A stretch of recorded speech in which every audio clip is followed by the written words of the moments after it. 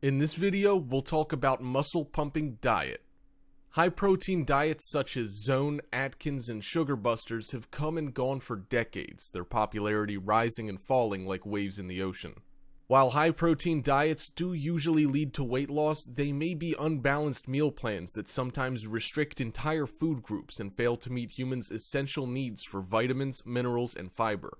However, that doesn't have to be the case. Several studies comparing high-protein, low-carbohydrate diets with high-carbohydrate, low-protein diets found high-protein diets to be just as effective and sometimes even more effective. Did you know that protein is one of the nutrients along with carbohydrate, fat, vitamins, minerals, and water? The source of all of these nutrients is good. Some food contains much higher amounts of specific nutrients than others, and sometimes we refer to certain foods as protein food. It's important to realize that all food contains more than one nutrient, and most food contains substantial amounts of several nutrients. For example, meat, which is a good source of protein, carbohydrates, fat, riboflavin, and calcium. Protein is an essential nutrient. There is no life without protein. Protein is contained in every part of your body: the skin, hair, blood, body organs, eyes, even fingernails and bone. So why exactly is protein so important? Protein has a critical physiological function. It is primarily used in the body to build, maintain, and repair body tissues. In the event that protein intake is greater than that required by the body for this primary function, excessive protein is converted to energy for immediate use or stored in the body as fat. Protein energy will be used only after other energy sources, carbohydrates and fat, are exhausted or unavailable. Protein is available from both animal and plant sources. The typical US diet is a mixture of protein sources. Variety and choices will provide an adequate diet. The following are some examples of protein content in some typical food. 3 ounces of chicken contains 20 grams of protein. 3 ounces of ground beef contains 21 grams of protein. 2 ounces of pork chop contains 15 grams of protein. 3/4 of a cup of beans contains 11 grams of protein. 2 tablespoons of peanut butter contains 8 grams of protein. 1/2 cup of soybeans contains 10 grams of protein. And if you're wondering about the protein serving size, here's some references. 1 ounce of meat is equal to the size of a matchbox. 3 ounces of meat is equal to the size of a deck of cards.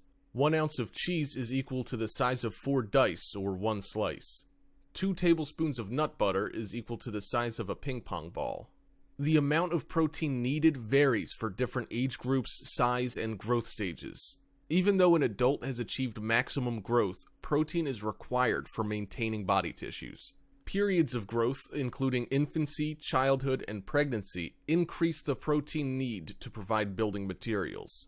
Physiological states such as injury, surgery, or burns increase the need for protein to provide repairing materials. Surveys have shown that Americans eat almost twice as much protein as their bodies need.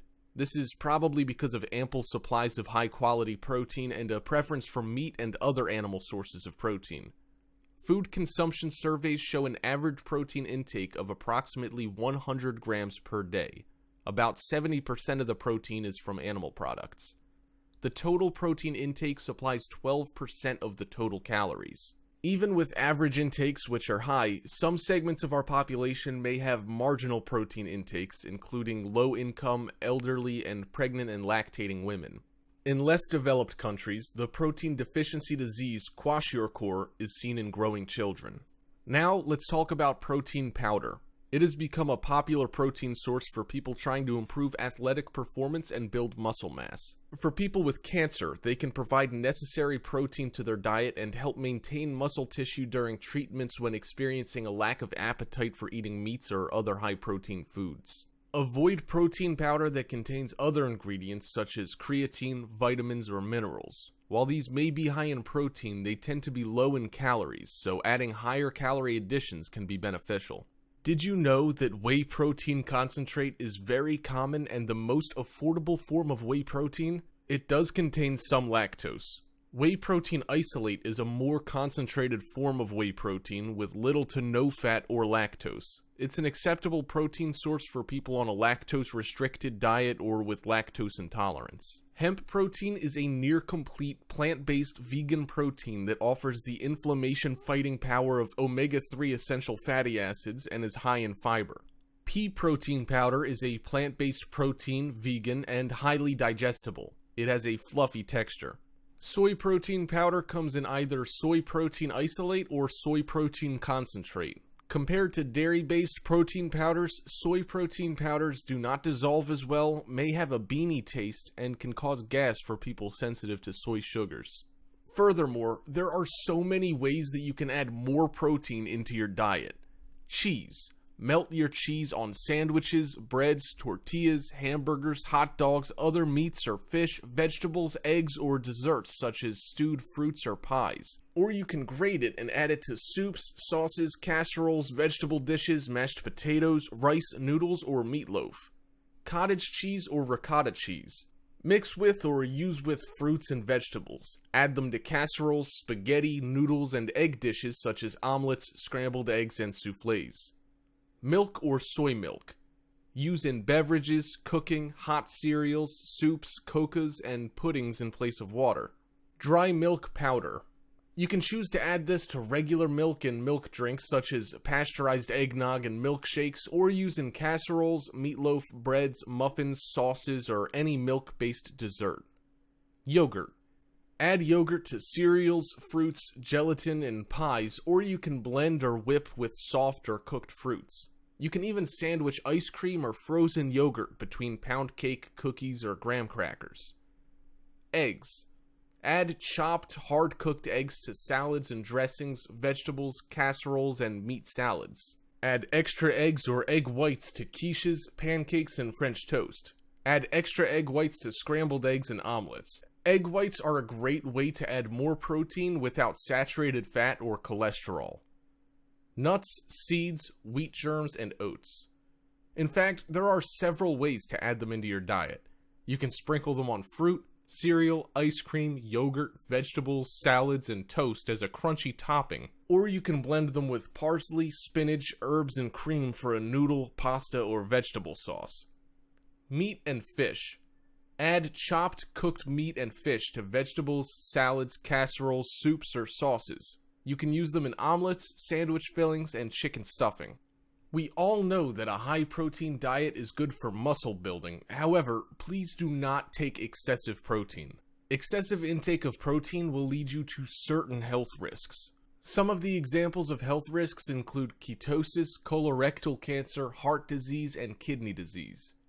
In addition, there are certain types of protein that you need to take note of. Fat. Although research has shown that high-protein diets produce positive effects on blood glucose and blood lipid levels by decreasing circulating insulin, reducing triglycerides, and raising HDL levels, there is minimal effect on LDL levels. It's important to remember that even with an emphasis on lean protein, this type of diet is still higher in total fat, saturated fat, and cholesterol than lower protein, high carbohydrate diets, and long-term effects remain unknown. Red meat. High-protein diets tend to be heavy on red meat.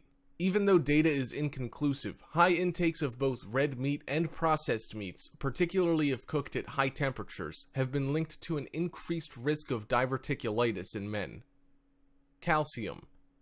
Since high-protein diets are directly related to a higher output of urinary calcium, researchers in the 1990s concluded that high-protein intakes had an adverse effect on bones. We now know that's not the case. If accompanied by adequate calcium, about 3 servings of low-fat dairy per day or the equivalent, high-protein diets can not only increase calcium uptake, absorbing as much as 25%, but also enhance bone health, preserving bone even during weight loss, according to a 2008 Journal of Nutrition study.